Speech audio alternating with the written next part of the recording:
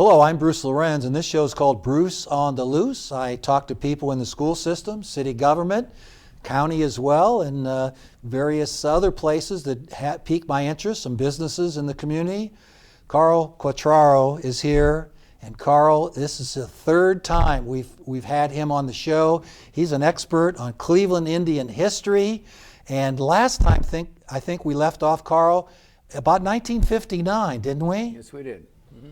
What about the next decade coming up? 1960, 50s were great for the Cleveland Indians, and I bet 60 is going to be just as good, right? Well, the 1960s got out to a rocky start. Yes, very much so. A rocky start. In 1959, they had a pennant run. They were 5 games back, and things were looking like it might work out well. And then 1960, we start off with Frank Trader Lane, the general manager of the Indians. He had joined the team in 1957.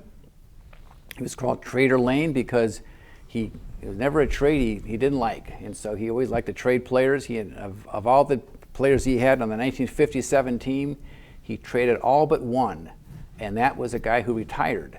Otherwise, he would have traded him.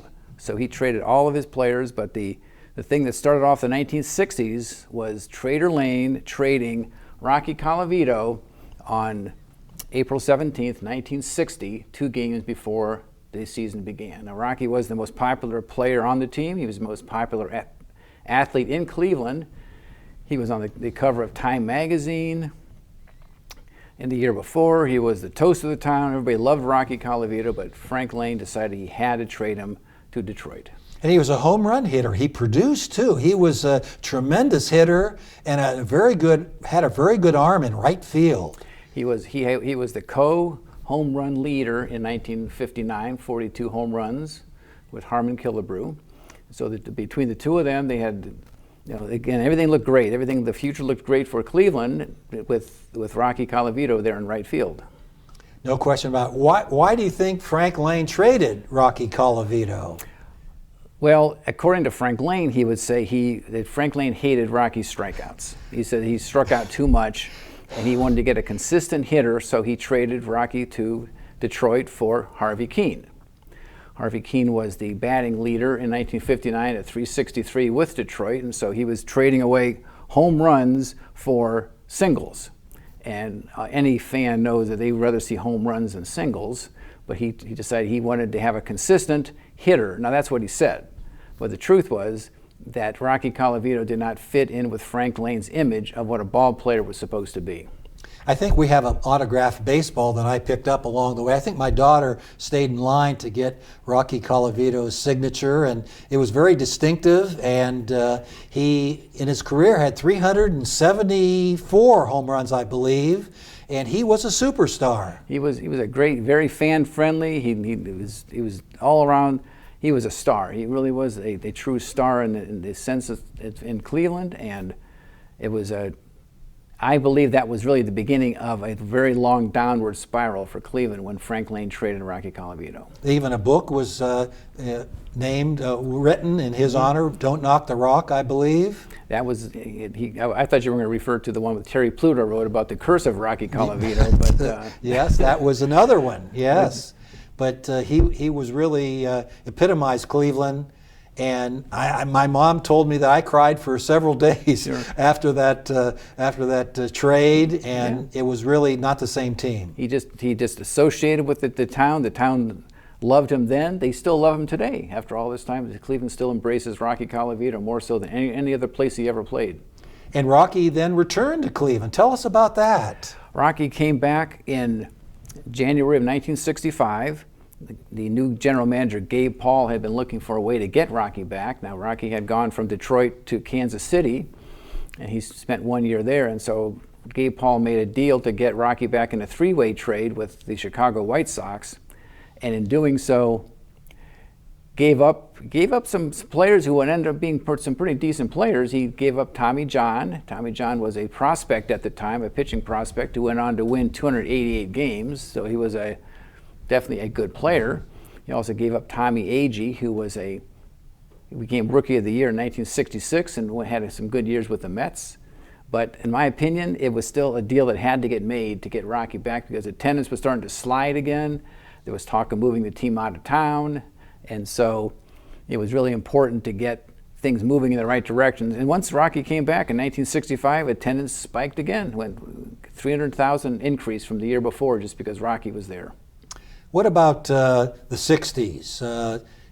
Can we talk about some of the key players during that decade? Well, when I think of the key player of the 60s other than Rocky, I think of Sam McDowell. Sudden Sam McDowell was a dominating left-handed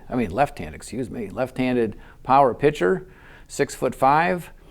He led the American League in strikeouts for 5 years, and people like to come and see their hometown pitchers striking out guys, and so he did a great job, a very strong personality as well. So Sam McDowell carried the team for the rest of the 1960s in terms of their star player was Sudden Sam.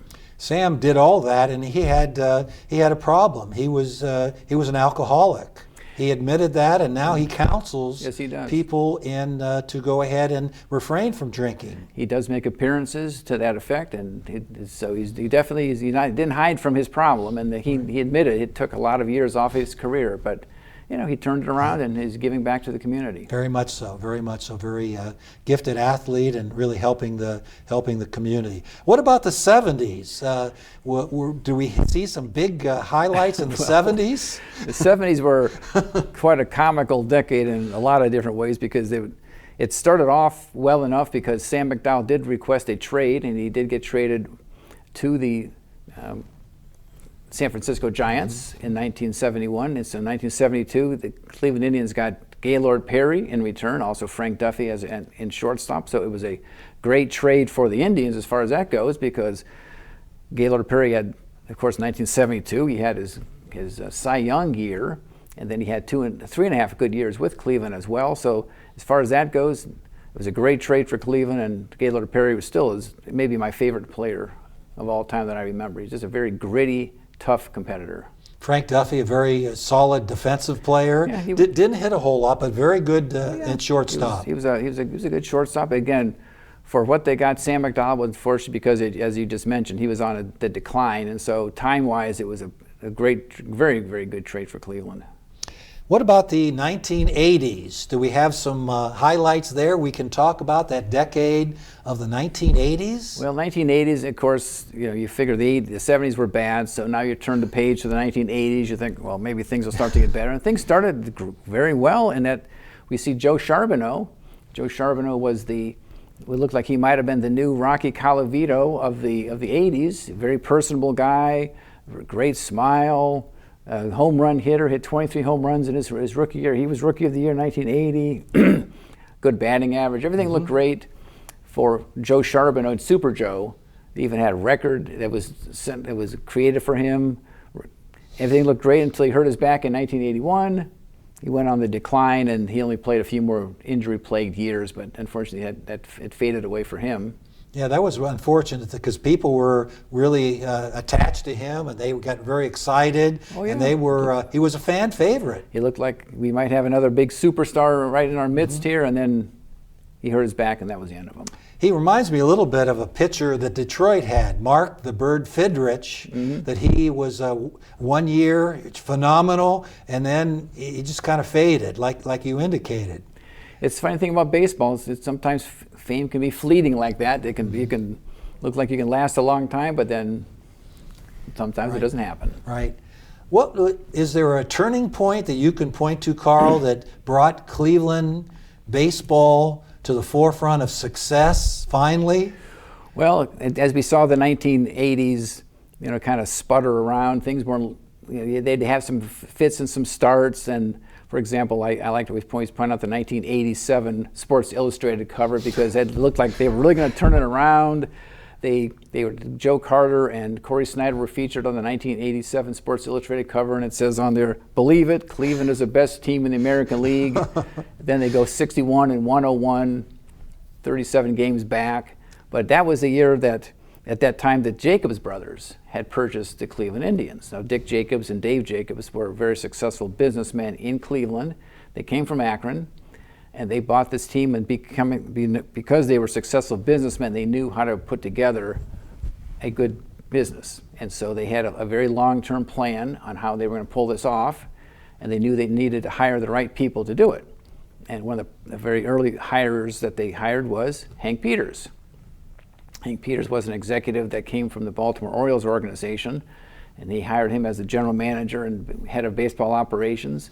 So he started to piece together what needed to get done to turn the franchise around. He also hired John Hart early on too to be his assistant, who ended up becoming general manager later on too. So between the two of them, they made the right deals, the right trades, the right organizational changes to get things moving in the right direction that they needed to do. Although it was a little shaky there to begin with, but it did turn around. A lot of the Indians of the early '90s and beyond were homegrown. I can remember some of the players that played in Akron, like a Jim Thome and Manny Ramirez, and they just progressed through the system. They made some good choices during the drafts, didn't they? They made some good choices, and they developed them well too. So that was the other important thing. Of course, we had Albert Bell was another part of the team. A very strong personality too, big home run hitter. So between you had Bell and Baerga came in a trade with San Diego, and then Kenny Lofton came in a trade. Sandy Alomar Jr. He came in that same trade with San Diego. Right. So they started to get a core of very good young players. But you always have problems with young players because they have to learn how to play. So in 1991, they had a terrible year, 105 losses. So, but then they went up from there. They just kind of grew, and I think they sprinkled with the young guys we've talked about with some veteran pitchers, Oral Hershiser, Dennis Martinez, and they seem to be, they helped the younger guys and tell them what Major League Baseball was all about. And that was important to have that veteran presence because because if the young guys get down on something, the veterans can come in and say, no, just settle down. We've been through this before. We know how we can get through this. And so that's how Dennis Martinez, he had a perfect game. So I mean, he was a very good pitcher. He wasn't past his prime by any means when they picked him up. So that was a great acquisition for them. I think we have autographed baseballs of Dick Jacobs and also John Hart, Carl. And what I really respect about Dick Jacobs, he did all the back work and got the land and the stadium, but he left John Hart alone to do those moves. Can you comment about that, how sometimes owners can get in their own way of their team? Well, I did want to point out the thing about that stadium too. That was important because that was the other key thing about how the team turned around, was that because Dick Jacobs and the Jacobs brothers, I should say, were instrumental in getting the Cuyahoga County voters to vote for the Gateway Complex, that because the old stadium just wasn't going to cut it. It just, people said, oh, there's nothing wrong with the old stadium. Yeah, I guess there was. It was old, it was dilapidated, and so they needed a new stadium. And that's what attracted new players too. But they didn't keep it up. I mean, it just kind of faded, and it just wasn't nice for the players or fans. It was 80,000 seat stadium needs to have 80,000 people in it, or it's going to look empty, and it was very poor. But going back to your question, it's very important that these guys knew how to run a business, but they knew how to hire the right people, put them in place, and let them do their job. And that's what they did. And John Hart did a phenomenal job getting in. John Hart was the manager, if you may remember that. He was actually managed for a little bit in the end of '89. He was on the field so he could see firsthand how things operated. So that was also part of the importance of the education of John Hart to make it work. One other thing John Hart did, which some general managers have tried to do today, they would lock up some of the players for multi-year contracts, like a Jim Thome, Manny Ramirez, Albert Bell, and they would give them some security, and they knew that they were going to be Indians for several years. That was, I think, very important. That's one thing that the old system never did. They would bring somebody in for 1 or 2 years because they didn't know what, they were afraid that they would hire or they get somebody on who was no good. But this way, they were so confident in their choices of them and their development of them that they knew these were good players and they wanted to keep them. And sometimes they made a mistake. They'd get somebody for a long-term contract that didn't work out, but for the most part, it was a sound decision. 1994 was a very unique year. There was a strike, And just when the Indians were hitting their stride, I think they were, fighting for the first place with Chicago, if my memory serves me right. Mm-hmm. And suddenly, the plug is pulled. What did the fans think about that? Well, I know, for myself, I know how I felt, because during '94, I saw them winning unlike I'd ever seen them winning before. I thought I just wasn't used to seeing them win so often. I figured, they win a little bit, but they were almost 20 games over 500 when the strike started, and we thought, oh no, you got to settle this, because you've got to let these guys play, because they were so good, and it was just a huge disappointment all the way around. And the one thing that maybe some fans forget is that had not gotten settled. Even at the beginning of the 1995 season, that still wasn't settled. And so the Indians were ready, as well as other teams, were going to have replacement players come on and start the 95 season.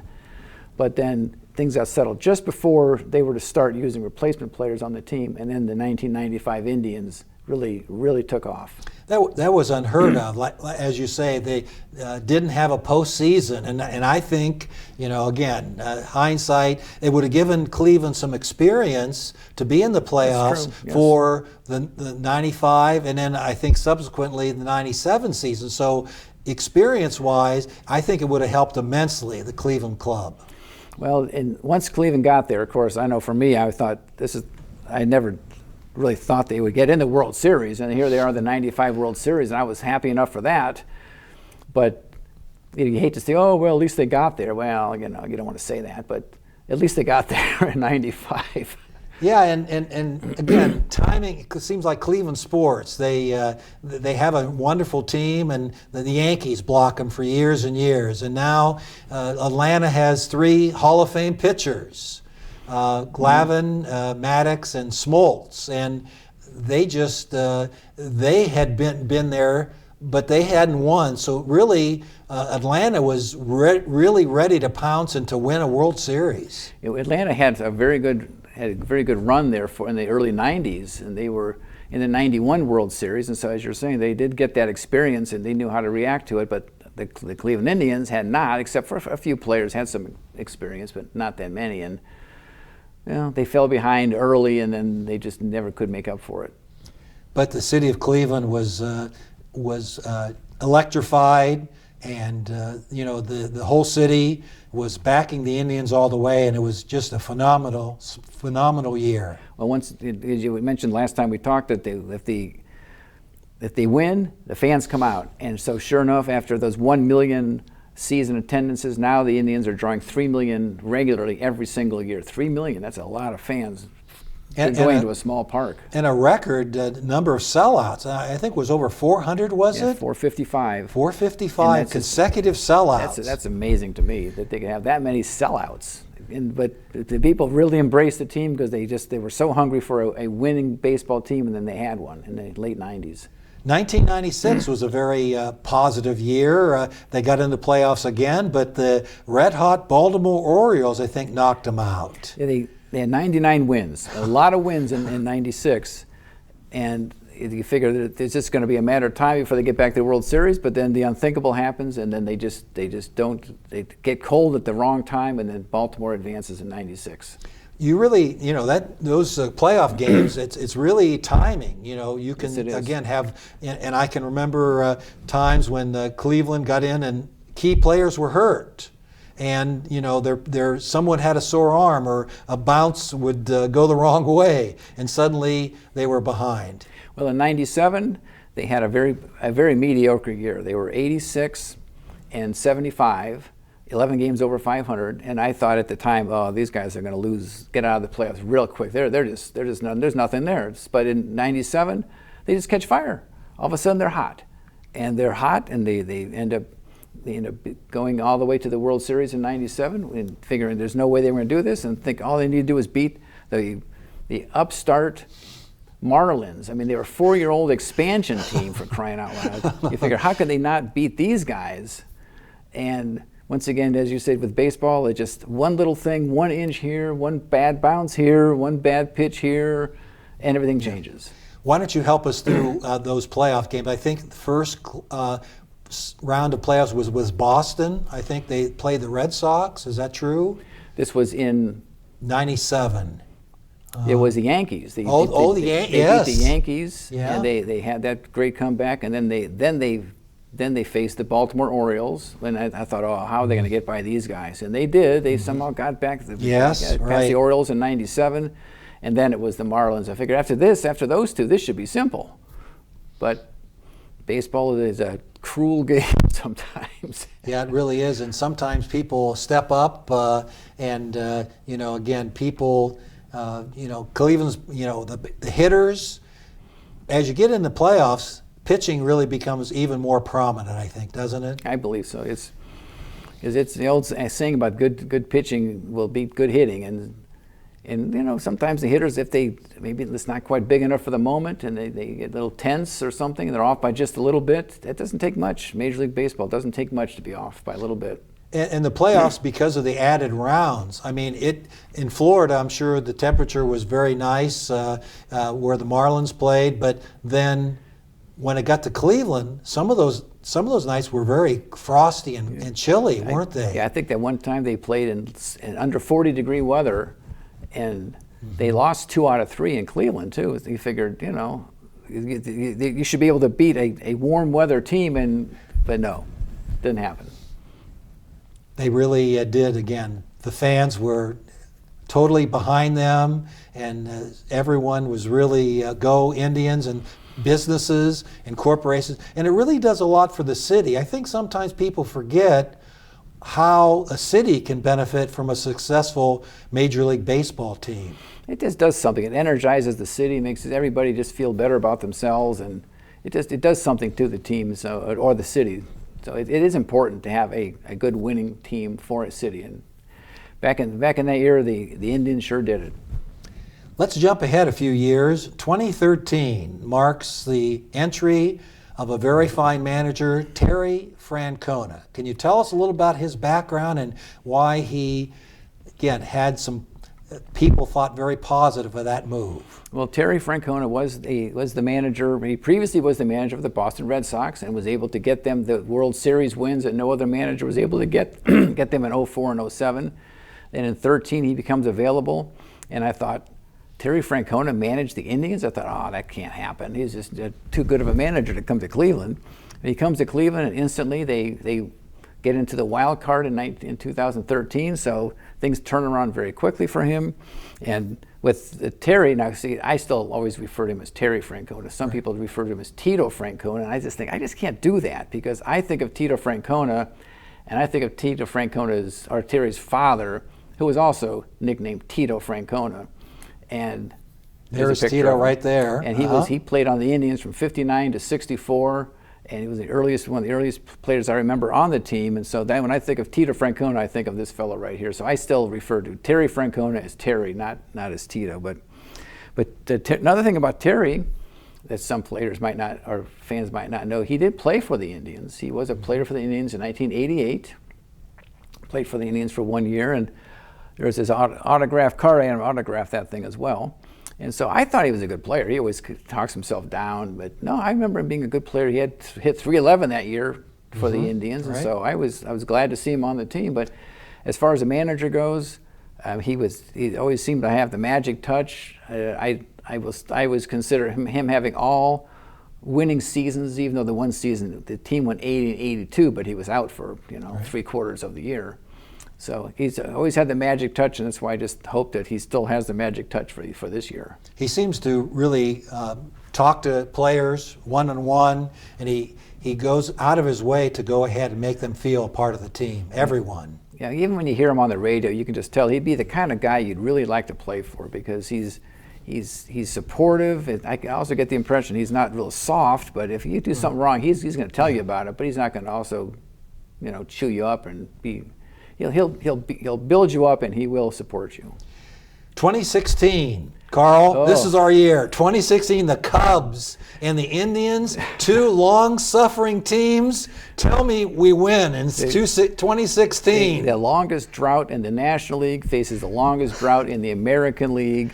I mean, the Cubs, of course, would be the favorite for the country, because everybody loves the Cubs, but I'm thinking, no, maybe next year for the Cubs. This year, I want the Indians to win this thing. So here you've got the Cleveland Indians go up 3-1. They've got one more game in Chicago, 2 games in Cleveland. They've got to win one of those next 3 games. Come on. Correct. Come on. But just like when in baseball, sometimes you just run out of gas, you just start leaking oil, and you lose. Michael Brantley never played in that. He was one of their best hitters. He never played in that whole series. Trevor Bauer decides he needs to learn how to fly a drone. Yep. He cuts He his finger. cuts his finger, and he's unavailable. So yeah. you've got your second and third string pitchers in there trying to do something, and it just, and I was there for Game 7, so I was able to get a ticket to go to see Game 7 of that World Series, and when Rajai Davis, there it is right there. There's my ticket. There's your ticket right there. When Rajai Davis hit that home run, that place was louder than I've ever heard anything loud in my life, and I thought this might be it. 1 home run, and the Cleveland Indians win the World Series. 1 home run, bottom of the 8th, 9th, 1 home run. Didn't happen. Or scratch a run, just an error, and anything. get an advancement, and one run in, and we had the momentum, and we still didn't win. The rain delay also. You think about this questionable rain delay where all of a sudden they stopped play for about 24 minutes. It wasn't even a half hour, Carl. And they cooled the Indians off long enough that the Cubs came and scored in the top of the 9th. The Indians scored 1 in the bottom of the 10th, I should say, and then Carl, I've enjoyed our 3-part series about the history of the Cleveland Indians. I've learned a lot, and I'm sure our fans and people watching have learned a lot too. Thank you very much for your knowledge and your educating people about the very hometown Cleveland Indians. Thank you very much for viewing. And we have Roger Wright next week, and he is the director of the 4 Cities Educational Compact. Thanks for viewing.